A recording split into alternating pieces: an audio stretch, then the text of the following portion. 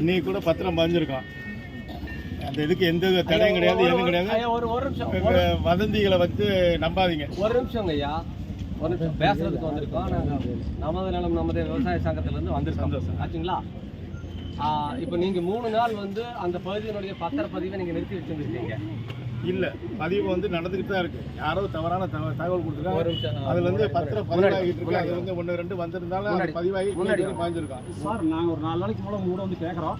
நான் சொல்லியிருக்க மாட்டேன், நான் சொல்லலை, பதிவு மாட்டேன்னு சொல்ல யாருமே சொல்லலை.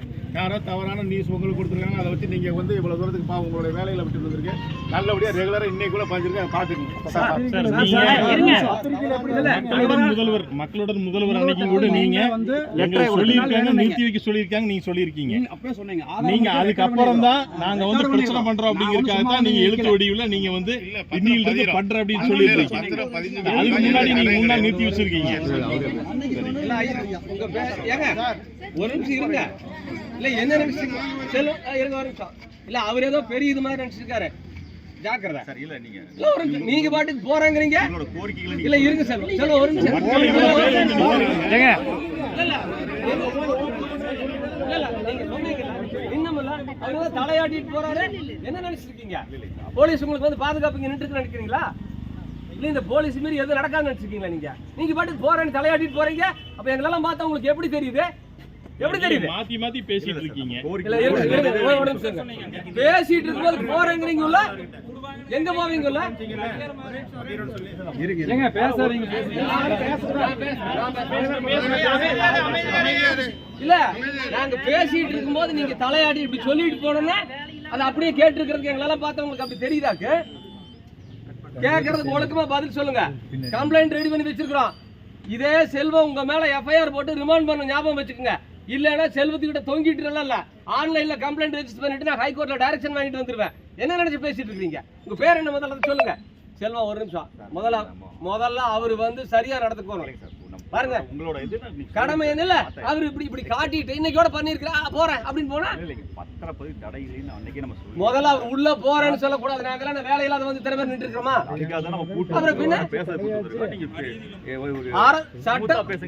அல்லங்க அவரு ஸ்மூத்தா பேசியிருந்தா நாங்களும் ஸ்மூத்தா தான் பேசுவோம். என்ன சொல்லியிருக்கணும்? கொஞ்சம் நீ தள்ளி நில்லுங்க. நீங்க நடுவுல நிக்கிறத பார்த்தா ஏதோ நான் அவர் அடிச்சு போடுற மாதிரியும் நீங்க இப்படி அவரோட முகத்தை பார்த்து உங்க பேர் சொல்லுங்க. செல்வ பாலமுருகன். செல்வ பாலமுருகன் தெரிஞ்சுக்குங்க. நீங்க இந்திய அரசியலமைப்பு சட்டப்படி அரசு பணியாளராக நியமிக்கப்பட்ட ஒரு அரசு பணியாள். உங்களுக்கான ஊதியத்தை அரசு எங்களுடைய வரிப்பணத்திலிருந்து வழங்குகிறது. சட்டப்படியான ஆட்சி நடக்குது. உங்களுடைய வேலை ஒவ்வொன்றும் சட்டப்படியா இருக்கும். உங்க வேலை மட்டுமில்லை, இவங்க வேலை உட்பட சட்டப்படி பண்ணலைன்னா என்ன ஆகுங்கிறது இவங்களுக்கு தெரியும். இப்பதான் உன்னை நாங்கள் பயிற்சி கொடுத்துருக்குறோம். புரியுதா? நீங்களும் அதை ஞாபகம் வச்சுக்கோங்க. நீங்க ஒன்றும் கடவுள் இல்லை, அல்லது நீங்க ஒன்றும் அரசர் இல்லை. நாங்க ஒன்றும் உங்ககிட்ட பிச்சை கேட்டு வந்த ஆளுங்க இல்லை. புரியுதா? நீங்க இந்த டாக்குமெண்ட் ரைட்டு பேசுற மாதிரி எல்லாம் பேசுனீங்கன்னா வேற விதமாய் போயிடும். அதை நீங்க ஞாபகம் வச்சுக்கோங்க. இப்போ போலீஸ் வந்திருக்கிறது வந்து மாவட்ட நிர்வாகத்துக்காக. இன்னும் இவங்க கிட்ட கேள்வி கேட்டா இவங்க பதில் சொல்ல வேண்டி இருக்குது. நான் பரவாயில்லன்னு விட்டு வச்சிருக்கிறேன். புரியுதா? நீங்க இதுல இப்படி ஆட்டிட்டு உள்ள போய் உட்காந்துட்டு நீங்க மாமூல் வாழ்க்கையை தொடர்ந்துக்கலாம் நினைக்க வேண்டாம். எல்லாம் வச்சிருக்கிறோம். உங்களை டிராப் பண்றதுக்கு எங்ககிட்ட 10 வழி இருக்குது. அதை ஞாபகம் வச்சுக்கோங்க. நாங்க தான் ரெஜிஸ்டர் ஆபீஸ்க்கு வரணும். உங்களை டிராப் பண்றதுக்கு இந்த வாரத்தில் பண்ணி போடுவேன், வேற விவகாரத்துல. அது எங்களுக்கு தேவையில்லை. ஒழுக்கமா இதுக்கு பதில் சொல்லி சரியா பண்ணிட்டு போனீங்கன்னா பிரச்சனை முடியும். அதை ஞாபகம் வச்சுங்க. எதுக்காக நீங்க வந்து ரெஜிஸ்டர் பண்ண மாட்டேன்னு சொன்னீங்க?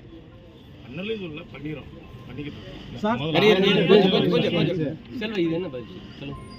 அவர் சொல்ற பதில் 3 நீங்களே இருந்தீங்க சார். உங்க ஒரு நிமிஷம்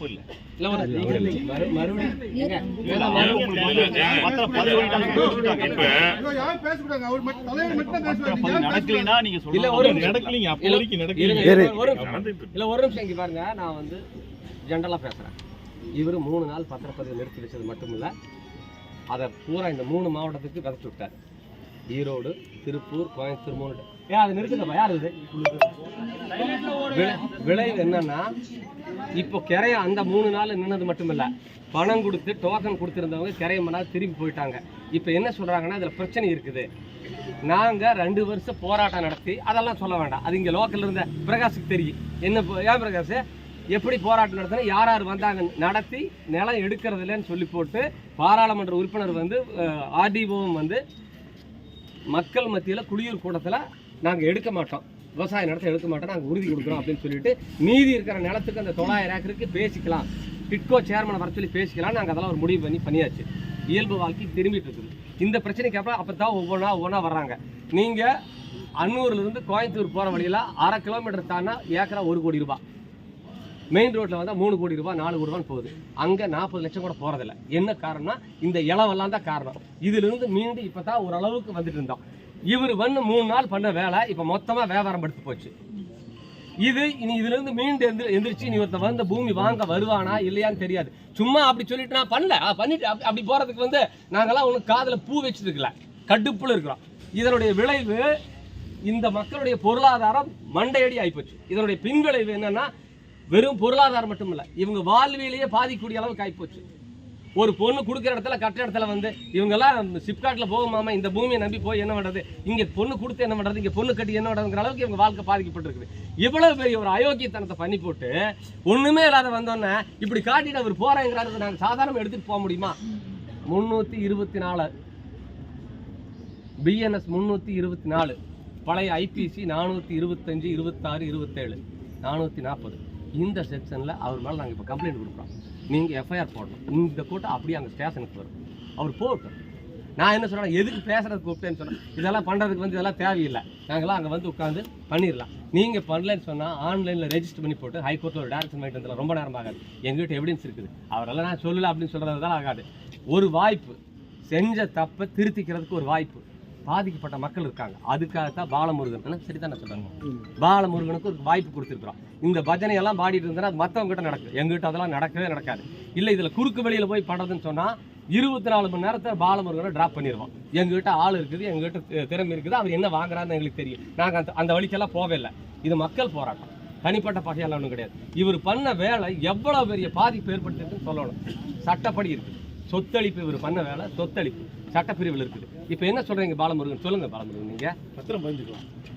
அது நீங்க சொல்ல வேண்டியதில்லை. உங்க ஒரு நிமிஷம் இருங்க. உங்க தயவில் ஒன்று நாங்கள் பத்திரம் பதிவு வேணுங்கிறதில்ல. பாலமுருகனுடைய தயவெல்லாம் எங்களுக்கு ஒன்றும் தேவையில்லை. சட்டம் நீங்க பண்ணித்தான் ஆகணும், புரியுதா? பண்ணிக்கலாம்னு சொல்றதுக்கு உங்ககிட்ட கேட்கறதுக்கு வரல. நீங்க அப்படி நினைச்சிட்டு இருக்கீங்களோ? 3 நாள் நீங்க வந்து பத்திரப்பதிவு ஏன் நிறுத்தி வச்சீங்கன்னு கேட்கறது தான் இங்க வந்திருக்கோம். உங்க 3 நாள் பத்திரப்பதிவனுடைய விளைவு வருஷ கணக்கில் எதிரொலிக்கும். அவங்களுடைய பொருளாதாரத்தில் மண்டையடி அடிச்சிட்டீங்க. நீங்க எதுக்காக பண்ணீங்கன்னு நாங்கள் தெரிஞ்சுக்கணும். உங்க பின்னணியில் யார் உங்களை சொல்ல சொன்னது? இந்த வேலைக்கு பின்னணியில் இருந்தது யாரு? மேலிடம் சொன்னீங்க, அந்த மேலிடம் யாரு?